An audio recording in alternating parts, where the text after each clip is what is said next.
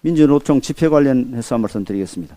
그제부터 어제까지 민주노총 건설노조가 서울 세종대로 일대를 점거하고 1박 2일 노숙 시위를 벌였습니다. 도심 한복판에서 음주, 흡연, 노상방뇨 등 차마 눈 뜨고 보기 어려운 일들이 벌어졌고 거리는 담배 연기와 악취, 쓰레기로 가득 찼다고 합니다. 경찰의 저지와 서울시 직원들의 계도에도 막무가내였고 시민들의 불평과 불쾌감도 아랑곳하지 않았습니다. 이러니 많은 국민들께서 민주노총이 아니라 민폐노총이라고 폭력적 행태를 비판하고 있는 것입니다. 민주노총이 법을 두려워하지 않게 된 근본 원인은 지난 정권이 공권력을 붕괴시켜 놓은 데 있습니다. 지난 정부 경찰개혁위원회는 불법이 있어도 시위를 막지 마라, 경찰이 피해를 봐도 시위대 상대로 소송하지 말라는 참으로 터무니없는 권고안을 내놓았습니다. 결과적으로 민주노총은 아무리 불법을 저질러도 치유의 법권이었고 법과 원칙에 따라 정당하게 대응한 경찰은 줄줄이 기소를 당해서 돈을 물어주고 사법처리까지 당하는 사태가 벌어졌습니다. 일선 경찰들은 민주노총이 아무리 불법을 저질러도 막을 방법이 없다고 하소연하고 있는 상황입니다. 지금 민주노총은 정말 근로자를 위한 조직인지 의심스러울 지경입니다. 핵심 간부가 북한과 내통하다 간첩죄로 재판을 받고 시위 때마다 주한미군 철수, 국보법 폐지를 외치고 있습니다. 게다가 이번 시위를 벌린 건설노조는 밥그릇을 지키기 위해 비노조원들을 폭행하거나 협박하기도 하고 다른 노조 근로자들과 패싸움을 벌이는 일도 다반사였습니다. 노동조합인지 폭력조직인지 구분이 안 갈 정도입니다. 더욱이 상당수 노조들은 관계법령을 어겨가면서 오로지 노조를 위한 노조를 만들고 있습니다. 최근 고용노동부 발표에 따르면 공공부문 479개 기관 노조 가운데 179개 기관에서 법령을 위반한 단체 협약을 맺고 있음이 드러났습니다. 노조 활동 과정에서는 아무리 법을 어겨도 해고 불가, 투쟁을 하다 다쳐도 공무상 재해 등 특권 노조의 본색을 여실히 드러내는 단체 협약들입니다. 게다가 단체 협약이 법령에 우선한다는 기상천외한 내용도 있고 노조 가입을 거부하거나 탈퇴하면 해고하고 노조원이 승진심사에 참여하는 노조 독재 조항까지도 있었습니다.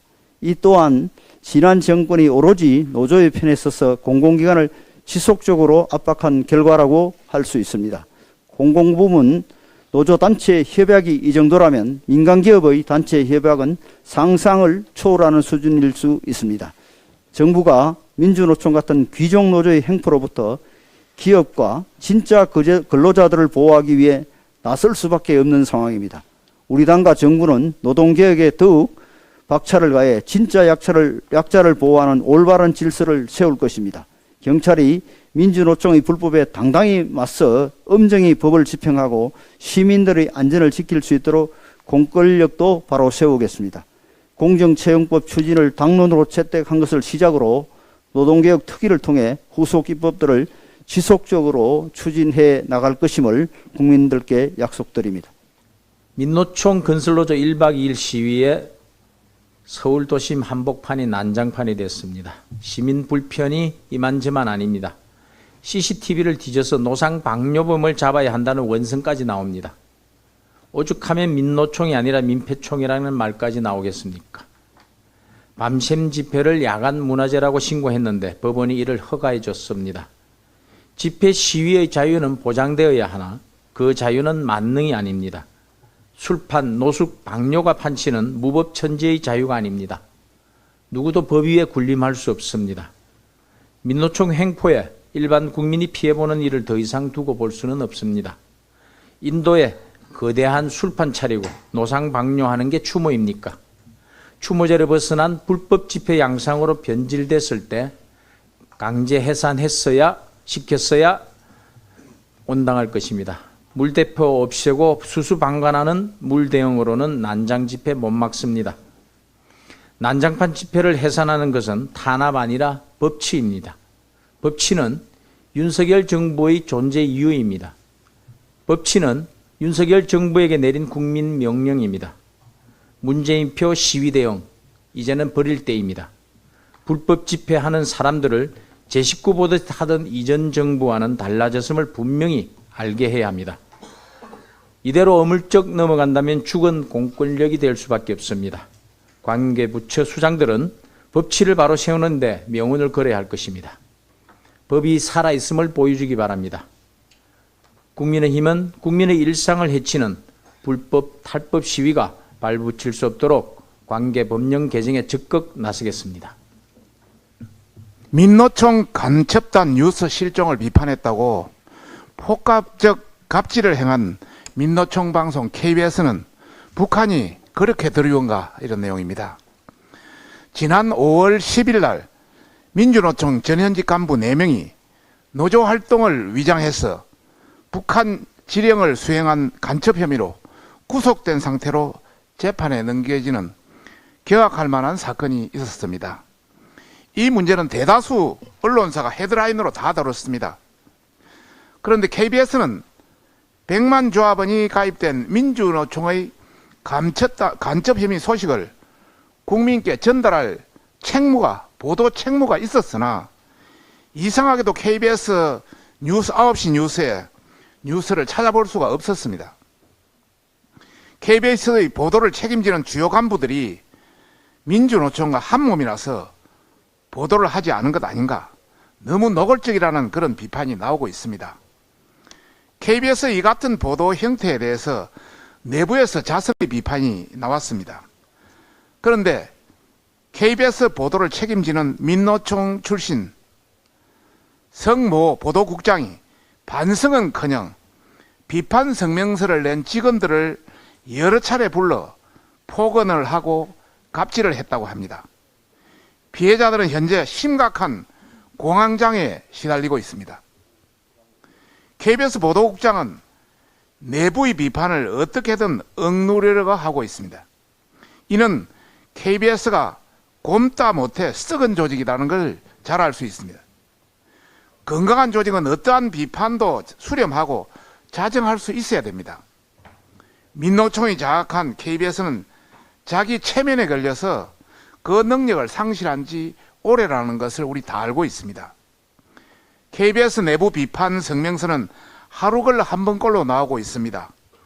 그런데 이번 민노총 간첩단 뉴스 실종 비판 성명서 5월 11일 KBS 방송인연합에서 나왔습니다만은 이 성명서는 뭐가 그리 달라서 감추려고 하는 것인지 민노총 출신 KBS 보도국장은 정말 또 KBS 간부들, 핵심 간부들은 뭔가 전곡을 찔렸다는 그런 반응입니다. 이런 비판은 기우만은 아닙니다. 민노총은 작년 8월 15일 강복절 날 윤석열 정부 규탄대회를 개최하면서 북한 노동단체인 조선직업총동맹중앙위원회가 보낸 연대사를 홈페이지에 아직도 게재하고 있습니다. 민노총은 북한 노동단체인 조선직업총동맹중앙위원회가 보낸 연대사를 홈페이지에 아직도 버젓이 게시하고 있습니다. 엄연한 이적 표현물인데도 방심위는 국정원의 시정 요구에 따르지 않고 있습니다. 정년주 위원장은 KBS 사장 출신으로 민노총과 한통속이라는 것은 우리가 다 아는 사실이고 자신의 직분을 계속 망각하고 있다는 비판이 많이 나오고 있습니다. 특히 북한이 민노총에 보낸 연대사를 보면은 대한민국 정권을 북한을 침략하려는 세력으로 규정하고 있고 대한민국 정권을 짓뭉개고 송두리째 드러내 타도할 것을 촉구하고 있고 한미 군사력 철폐 등 반국가단체인 북한의 대남 혁명 전략과 통일 노선 등 대남 선전선동 내용을 그대로 홈페이지에 올려놓고 있는 실정입니다. 이쯤 되면 정현주 위원장과 KBS 민노총 출신 간부들에게 북한을 주적으로 생각하고 있는지 물어봐야 할 판입니다. 북한이 그렇게 좋다면 북한으로 돌아가라. 이런 말들도 많이 나오고 있습니다. 예전에 문재인 대통령이 전 대통령이 수석 대변이라는 언급이 나왔는데 정연주는 대변인 계획 아니냐는 반응도 나오고 있습니다. KBS 김희철 사장과 주요 민노총 출신 간부들에게 경고합니다. 민주주의 국가에서 정당한 보도 비판을 한 당사자에게 폭언과 갑질을 자행한 해당 보도국장의 아나무인 형태를 엄단 징계할 것을 경고합니다. 정연주 방심위원장과 민노총에게 밝힙니다. 지금 당장 북한의 이적 표현물을 삭제 조치하라고 이야기하고 싶습니다. 삭제 조치하라 명령하고 싶습니다. 그렇지 않으면 북한 노동당의 적화 혁명 노선을 선전선동하는 조선직업 총동맹과 한통속이라는 것을 자행하는 것이라는 것을 명심해야 할 것입니다. 이상입니다. 오늘 고용노동부와 환경부에 두 가지 촉구를 하겠습니다. 우선 먼저 고용노동부에 촉구합니다. MBC 부당노동행위에 대해서 철저한 수사를 해주시기 바랍니다. 지난 5월 10일 MBC 노동조합은 제3노조를 말합니다. 여기서 노동조합이란 안영준 현 사장과 박선재 전 사장을 고용노동부 서울 서부지청에 노동조합 및 노동관계조정법상 부당노동행위로 고소했습니다. 고소장에 따르면 MBC 전 현직 사장은 보직부장과 팀장 148명 가운데서 132명 89%를 민주노총 언론노조 소속 1노조 조합원들로 발령하여 1노조를 지배 개입하며 우대하였고, 소수노동조합인 MBC 제3노조에 대해서는 정상적인 활동과 근로시간 면제 배분 관련하여 불이익을 줬다는 것입니다. 노조법 제2조에 의하면 일부 보직부장 등은 사업주를 위하여 행동하는 자에 해당하므로 노조법상 사용자로서 1노조의 적법성에 문제 제기를 하고 있습니다. 이와 관련돼서 고용노동부는 철저하게 수사해 주시기 바랍니다. 지금 MBC의 모습은 민노총에 의한 민노총을 위한 방송이라고 해도 과언이 아닙니다. 이래서 일부에서는 MBC를 노영 방송이라고 부르고 있습니다. MBC가 진정 공영 방송을 표방한다면 조속한 방송의 공정성 회복을 먼저 하시기 바랍니다. 두 번째로 환경부에 말씀드리겠습니다. 현재 대한민국이 갇힌 불볕 찜통 더위는 여름에 발생할 폭우의 전초전입니다. 지난 16일 전국 대부분 지역이 올해 들어 가장 높은 최고 기온을 기록하였으며 17일에는 경북 지역을 중심으로 30도가 넘는 고온이 이어졌습니다. 이는 집중적인 강수를 동반할 엘니뇨 때문입니다. 기상청에 따르면 올해부터 엘니뇨 현상으로 태평양 주변국에 폭우가 집중될 가능성이 크다고 합니다. 우리나라의 경우 이 현상이 5월에서 7월 사이에 발달하여 남부지방을 중심으로 강수량이 급증할 것으로 전망돼 조속한 대책이 필요합니다. 지난해 우리는 큰 폭우로 큰 피해를 겪었습니다.